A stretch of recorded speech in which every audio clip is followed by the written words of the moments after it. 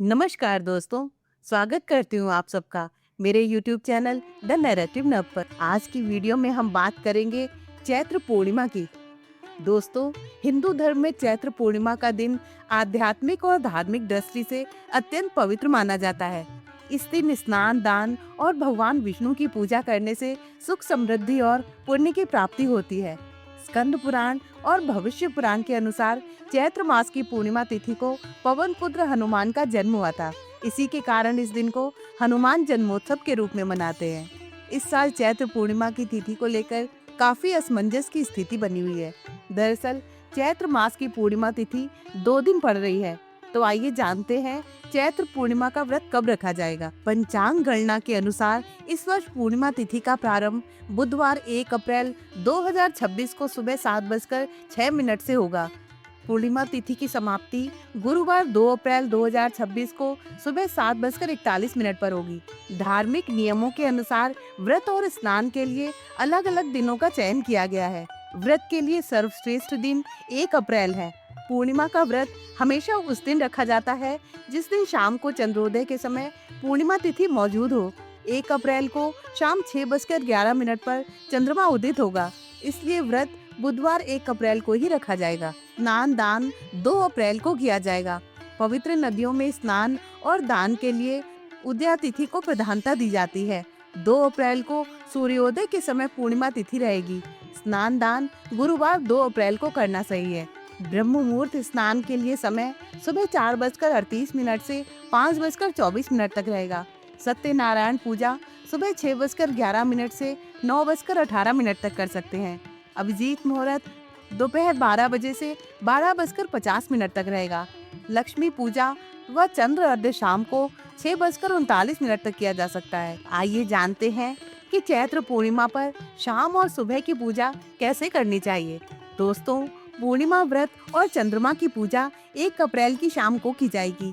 इस दिन शाम के समय भगवान विष्णु के सामने सत्यनारायण कथा सुने या पढ़ें और उन्हें पीले फूल व फल अर्पित करें। चंद्रमा के उदय होने पर 1 लोटे में जल, थोड़ा कच्चा दूध, अक्षत और चीनी डालकर ओम सोम सोमाय नमः मंत्र का जाप करते हुए अर्घ्य दें। पूजा के बाद अपनी सामर्थ्य के अनुसार सफेद वस्तुएं जैसे चावल, चीनी या दूध जरूरतमंदों को दान करें। क्योंकि 2 अप्रैल को उदया तिथि में हनुमान जयंती और पूर्णिमा है, इसलिए सुबह की पूजा इस प्रकार करें। सूर्योदय से पहले उठकर पानी में गंगा जल मिलाकर स्नान करें।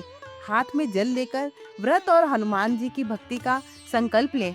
हनुमान जी की प्रतिमा को लाल फूल, सिंदूर और चमेली का तेल अर्पित करें। उन्हें मोतीचूर के लड्डू या गुड़ चना का भोग लगाएं। इस दिन हनुमान चालीसा या सुंदर कांड का पाठ करना सबसे उत्तम माना जाता है। अंत में आरती करें। चैत्र पूर्णिमा के महत्व के बारे में भविष्य पुराण और पद्म पुराण आदि ग्रंथों में विस्तार से देखने को मिलता है। चैत्र पूर्णिमा के दिन स्नान दान का विशेष महत्व है। इस दिन भगवान विष्णु की पूजा करने से व्यक्ति के जीवन में सुख समृद्धि आती है। इसके साथ ही मोक्ष की प्राप्ति होती है। साथ ही पूर्णिमा के दिन चंद्रमा को अर्घ्य देने से कुंडली में इनकी स्थिति अच्छी होती है और चंद्र दोष दूर होता है। ऐसा कहा जाता है कि ये दिन धन की देवी माँ लक्ष्मी को खुश करने के लिए बेहद शुभ है। ऐसी मान्यता है कि इस दिन किए गए कुछ खास कामों से घर में सुख समृद्धि आती है और आर्थिक तंगी दूर होती है। तो आइए जान लेते हैं कि कौन से हैं वो उपाय। सुबह स्नान के बाद घर के मुख्य द्वार पर आम या अशोक के पत्तों का वंदनवार लगाएं। इससे नकारात्मक ऊर्जा दूर होती है और माँ लक्ष्मी का आगमन होता है। इस दिन भगवान विष्णु और माता लक्ष्मी की एक साथ विधिवत पूजा करें। साथ ही सत्यनारायण कथा सुनें। ऐसा करने से परिवार में सुख शांति आती है।